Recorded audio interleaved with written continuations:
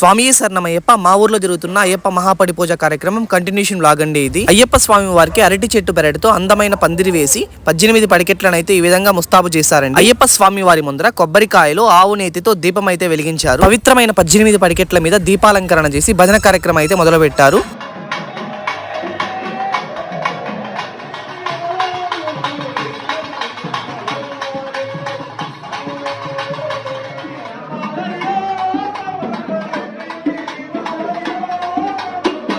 లేత కొబ్బరికాయలలోని ఒక పూతను తీసి కలసంలో పెట్టి ఈ విధంగా అయితే ముస్తాబు చేసి మొదటిసారిగా మాల వేసిన కన్యాస్వాములతో అయితే ప్రత్యేకంగా పూజలు అయితే నిర్వహిస్తారు.